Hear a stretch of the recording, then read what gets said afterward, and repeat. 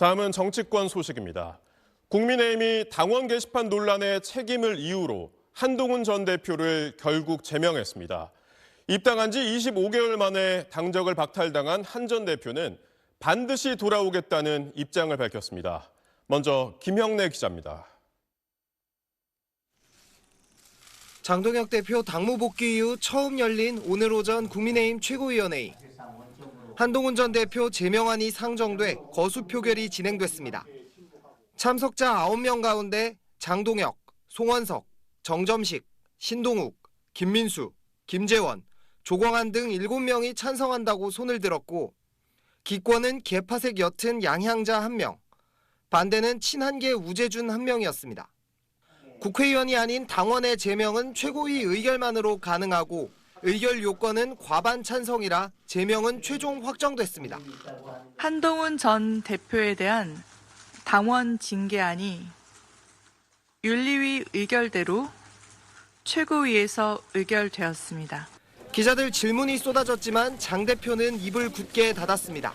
이번 결정에 대해서 어떤 마음으로 하셨는지 한 말씀 부탁드리겠습니다. 제명 사유가 된 당원 게시판 의혹은 한 전 대표와 가족들이 윤석열 전 대통령 부부 비방글을 당 게시판에 올렸다는 건데 국민의힘 윤리위는 지난 14일 한 전 대표가 가족들이 글을 올린 걸 뒤늦게 알았다고 공개적으로 인정했기 때문에 가족들의 작성 사실은 인정된다며 당 업무방해 행위로 규정한 뒤 제명 처분을 결정했습니다. 제명 확정 4시간쯤 뒤 한 전 대표는 국회에서 6문장짜리 입장을 냈습니다. 저를 제명할 수는 있어도 국민을 위한 좋은 정치의 열망을 꺾을 수는 없습니다. 우리가 이 당과 보수의 주인입니다. 기다려 주십시오. 저는 반드시 돌아옵니다. 한 전 대표는 지난 2023년 12월 비상대책위원장을 맡으며 입당한 지 25개월 만에 당적을 박탈당했습니다. 최고수위 징계인 제명의 경우 5년간 최고위 의결 없인 복당할 수 없고 이대로라면 6월 지방선거는 물론 2028년 총선과 2030년 대선도 국민의힘 소속으론 출마할 수 없습니다.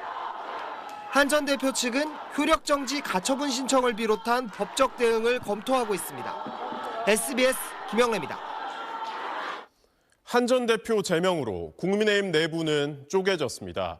친한동훈계 의원들은 장동혁 대표가 즉각 물러나야 한다며 거세게 반발하고 있고 제명 찬성파는 악성 부채를 정리해야 한다고 외치며 장 대표를 엄호하고 있습니다. 이어서 김보미 기자입니다. 친한동훈계 의원 16명은 오늘 오후 기자회견을 열고 한동훈 전 대표 제명은 해당 행위라고 반발했습니다. 개인적 이익을 위해 당을 반헌법적이고 비민주적으로 몰아간 장동혁 지도부는 즉각 물러나야 합니다. 제명을 반대한 친한계 우재준 최고위원은 한 전 대표가 윤석열 전 대통령 탄핵을 찬성한 데에 대한 보복이라고 주장했습니다. 탄핵 찬성에 대한 보복이라고 볼 수밖에 없습니다. 계엄을 과연 우리가 사과하는지에 대해서 국민들은 의문을 가질 수밖에 없습니다. 정치적 타협을 설득해왔던 오세훈 서울시장도 SNS에서 장동혁 대표가 기어이 당을 자멸의 길로 몰아넣었다며 대표직 사퇴를 촉구했습니다.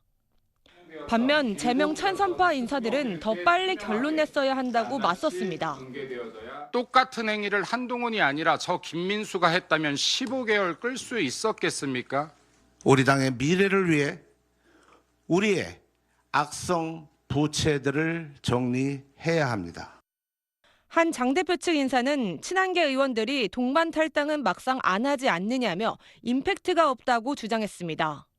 중재를 시도해온 초재선 의원 모임은 뺄셈의 정치를 했다고 장 대표를 비판했고 제명을 계기로 성찰이 있어야 한다고 한 전 대표도 겨냥했습니다.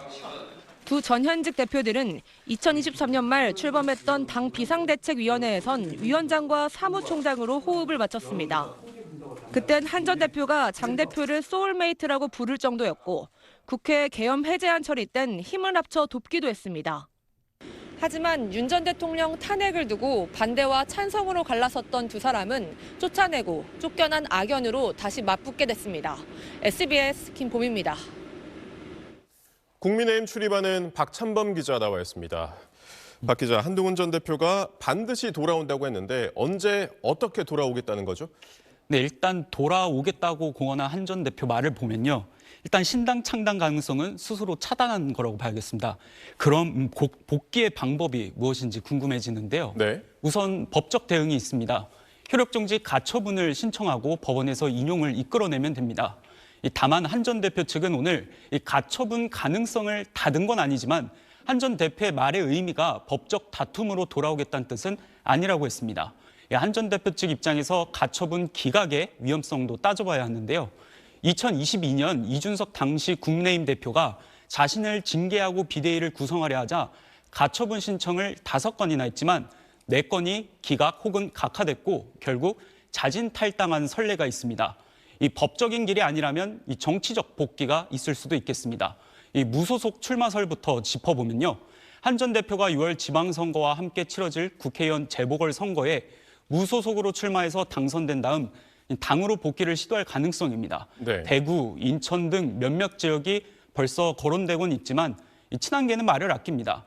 재보선 출마도 안 하고 때를 기다리는 선택을 할 수도 있습니다. 만약 국민의힘이 지선에서 패하고 이 장동혁 지도부가 물러날 경우 징계 취소와 복귀를 모색하는 거죠. 한 전 대표는 다음 달 8일 토크 콘서트에서 이 자신의 거취에 대해서 보다 자세히 언급할 걸로 보입니다. 그런데 지방선거가 얼마 남지 않은 상황이기 때문에 당내에서는 이 제명 반대 목소리도 컸던 것 같은데 결국 장동혁 대표가 강공을 택했습니다. 왜 그랬을까요? 네, 사실 장동혁 대표도 제명에 따른 당내 반발을 예상을 못했을 리는 없습니다. 네. 그런데도 제명이란 칼을 빼든 건 이 자신의 각을 세워온 친한계 인사들을 당에서 고립시키는 게 이 보수 진영의 결속력엔 플러스란 판단으로 보입니다. 이 전통적 지지층부터 다져서 영남권 승리와 수도권 약진을 이루면 이 보수 지킴으로 자신을 자리매김하는 성과도 거둘 수 있다고 보는 건데요. 실제로 장동혁 지도부는 제명 찬성 당원들이 더 많다고 분석합니다. 하지만 강성 지지층이 기댄 채 선거 승리가 가능하다고 믿는 건지 이해가 안 된다는 당내 목소리도 많습니다. 네, 현재 보수 진영에선 괴멸의 위기다 아니다, 재편의 기회다 여러 전망이 나오고 있네요. 네, 그래도 갈등의 봉합이 나았을지 아니면 이렇게 각자의 길로 헤어지는 게 나을지 그런 문제로도 보입니다. 이 분명한 건 이 선거로 평가받는 정당으로서 곧 국민의 판단을 앞두고 있다는 점입니다. 이 장안 내분에 한 걸음 떨어져 이 관망해온 중도층이 결국 어느 쪽 손을 들어줄지, 이 보수층이 실제로 결속할지 이 큰 틀에서 이 사태를 바라볼 필요가 있겠습니다. 네, 박 기자 잘 들었습니다.